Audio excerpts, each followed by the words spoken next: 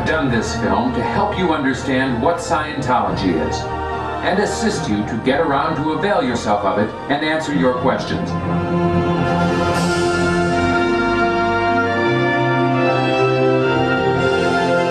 This is Flag in Florida, home of the highest level Scientology services. This is the Advanced Organization in Clearwater. This is St. Hill Manor, headquarters in the United Kingdom, and once Ron's home.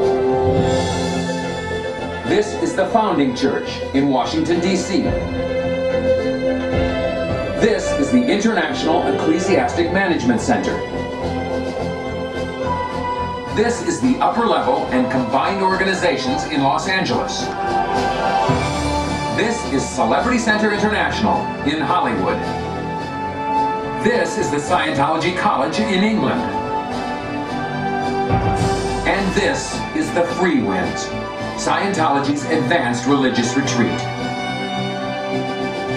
In fact, there are thousands of Dianetics and Scientology organizations, missions, and groups spanning the globe on every continent in over 100 countries of Earth.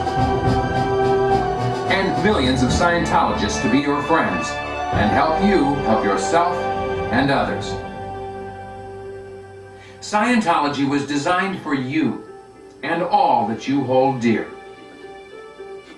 Religion is as old as man. Man has believed far longer that he was a spirit than a piece of mud. In this age of materialism, he is being put into total effect. But in his common sense book, The Way to Happiness, L. Ron Hubbard pointed out that materialism is not necessarily true, and that evolution could be just a way that other factors built a species of body. Materialistic science has not disproven God or the Spirit. They just say there isn't one. The lives and works of materialists certainly prove that they are not godly men. Most religions have meant peace for man, and there have been a very great many religions in man's history. Basically, in all religions, man has sought spiritual release. That is what we deal with in Scientology. Since Scientology is relatively new, you may hear the question asked, is Scientology a bona fide religion? Let me assure you, it is, according to more than 65 court decisions around the world. The conclusion that it, the Church of Scientology, is a religious institution entitled to tax exemption is irresistible. This court finds that the Church of Scientology is a religion within the meaning of the First Amendment.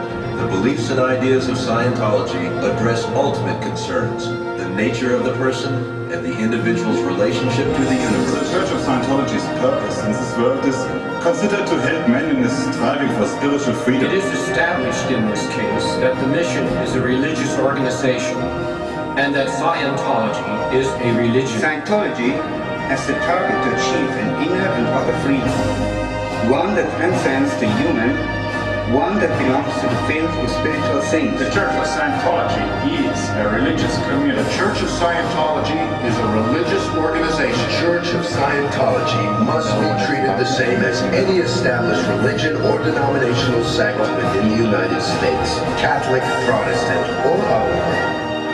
That Scientology is a bona fide religion is indisputable, as determined repeatedly by courts the world over, including the United States Supreme Court. There is much more data about this in the valuable book, What is Scientology?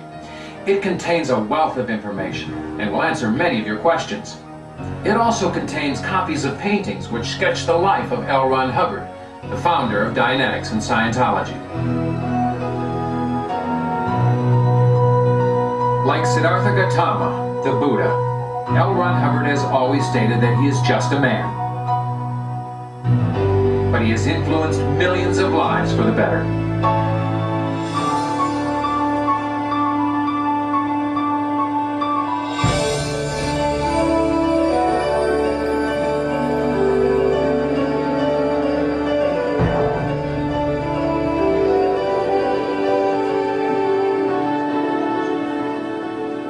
Well, you're speaking of him, of course, as the founder of Scientology. But people have been fond of Ron for many other reasons. We're here in the L. Ron Hubbard Life Exhibition in Hollywood, California. And with me is Mr. Norman Starkey, the trustee of Ron's estate. Mr. Starkey, just looking around, it's obvious that Ron was a man of many accomplishments. As a matter of fact, he was fully professional in 29 different fields. Such as? Aviation, ethnology, filmmaking, photography, music, and engineering. He was also a master mariner, licensed to captain any ship on any ocean, and a world-class explorer. But first and foremost, of course, he was a writer. These magazines, I take it, contain some of his early stories? All of those that you see here, all through the 30s and 40s, these were the form of entertainment. And with several million readers monthly, L. Ron Hubbard was virtually a household name. I see that he wrote in many different genres. Adventure, mystery, western, detective, spy, science fiction, fantasy, and even romance. Incidentally, Ron also wrote under more than 20 pen names, so any single issue could carry 3 or 4 of his stories. He also wrote for Hollywood, didn't he? Oh yes. Here's an example. Back in 1938, he wrote this 15-part series for Columbia Pictures. It was actually their most successful at the time. I presume his success as a writer brought him great personal wealth. Indeed. There are more than 100 million copies of his books in circulation today. That's how he funded his research into the mind and life. And where does the money go now? He donated his entire estate to the religion of Scientology, so it would always be here for the benefit of all mankind. That's how much he cared. Then, if I may ask, what accounted for the controversy? It all started when word of Dianetics began to circulate, even prior to the release of the first book. The government knew that it worked, and they wanted it for themselves to monopolize the field of the mind. They even tried to force Ron into service.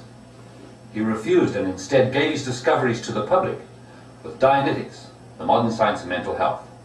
Why should the government be concerned about that?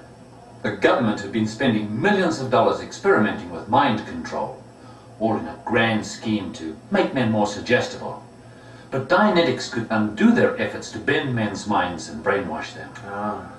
They were very frightened of him because with Dianetics, he could nullify their tactics. So what did Ron do? He exposed the government plan in his next book, Science of Survival.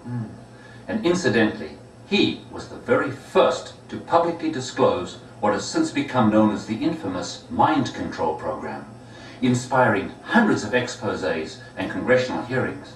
A very bold move. And the government never forgave him.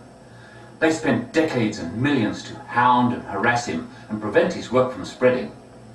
Anyone else would have gone under from such a vicious, interminable campaign. But he just kept on going, researching and writing.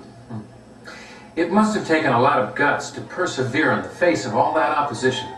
That's one of the reasons people love him. No one else would have had the courage to go through all that and complete his work as well. And what you see here is the result. These books, all the materials of Dianetics and Scientology, are available to anyone who ever reaches to really find out.